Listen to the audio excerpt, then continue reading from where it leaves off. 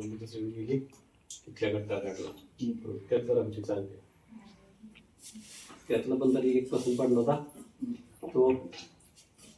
लेस जरा घाला होता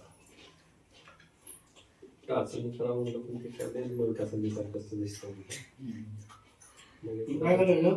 भाड्याने घ्यायचे सगळ्याचे बऱ्यापैकी एक साथ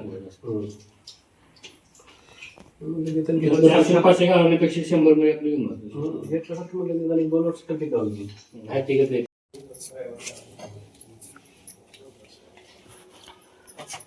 मी तर लागली चहा ठेवायला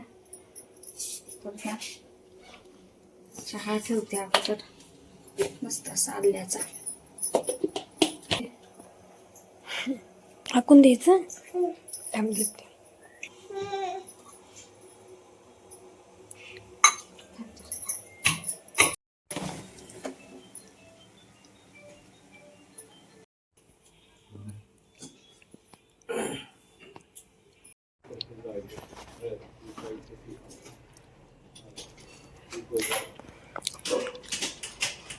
मी गाडीत जातो मोठ्या गाडीत वाडेगाव पण जायचं तिथून सराची मोठी गाडी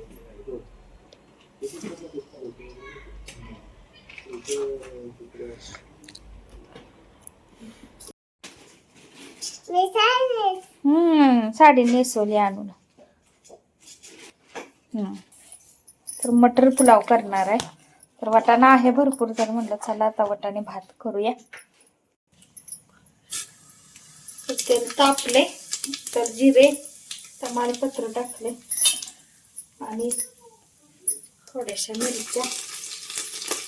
आणि दालचिनीचा एकदम बारीक तुकडा थोडस टाकला मग आणि मग कांदा टाकलाय तर लांब असा चिरून घेतलाय लांब बारीक असा कांदा तर कांदा चांगला भाजून घेऊन थोडा वेळ मग वाटाणा टाकणार आहे तर कढीपत्ता आहे तोडलेला म्हणून टाकायला लागले नाहीतर मग संध्याकाळचं कसं आपल्याला कढीपत्ता तोडू वाटत नाही ना होता शिल्लक म्हणून टाकला आणि मगाची चहा पाण्याची भांडी सगळी एवढी पडलेत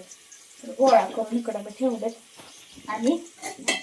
तर यांचे मित्र आले होते ना मोबाईल दुरुस्ती करायला टाकायला मोबाईल शाळेतून ते तसे शिकतच आले होते शिक्षक आहेत ते आणि तर शाळेतून तसे शिकडे आले होते म्हणल्यानंतर मग तसं आपण चहा पाणी तर करतोयच म्हणल्यानंतर असं काय नाही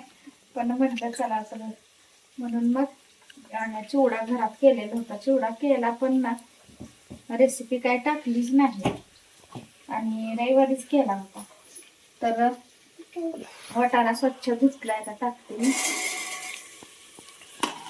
आणि आता चांगलं सगळं मिक्स करून घेणार तेलामध्ये परतून धुवून घेतला तांदूळ टाकला आणि थोडी हळद पण टाकणार आहे का तर यांना बिना हळदीचं ते खाऊ वाटत नाही आणि परत वरून आपल्याला थोडं तूप घालायचं आहे नमक पण राहिले घालायचं तर तूप घालायचं म्हणजे छान होतं सुटसुटीत अगदी आणि चवीलाही छान लागतो तर चवीपुरतं मीठ टाकते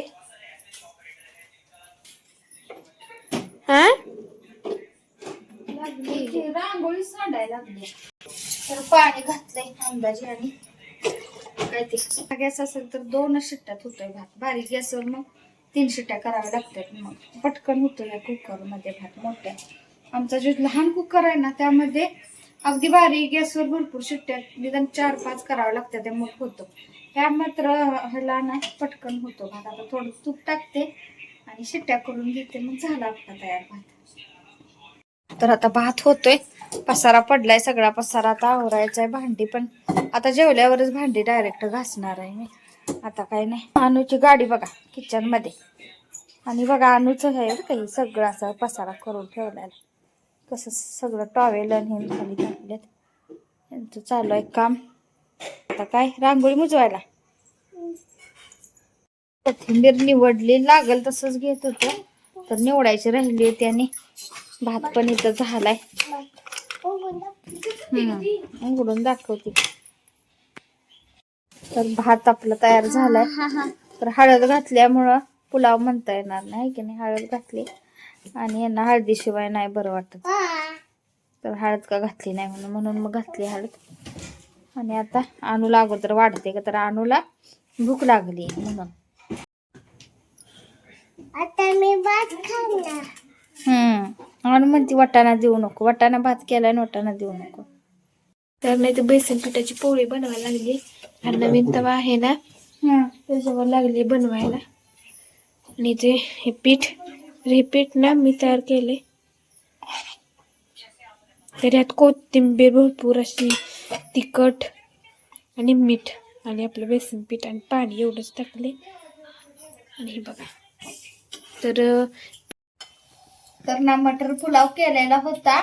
तर आम्ही खात होतो. तोपर्यंत पोरींचं चाललं होतं बेसन पिठाची पोळी करायची. तर मग परत त्या दोघींनीच बेसन पिठाची पोळी वगैरे केल्या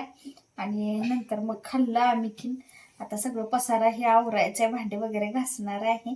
आणि जेवण सगळी आमची झाली. तर आजचा व्लॉग कसा वाटला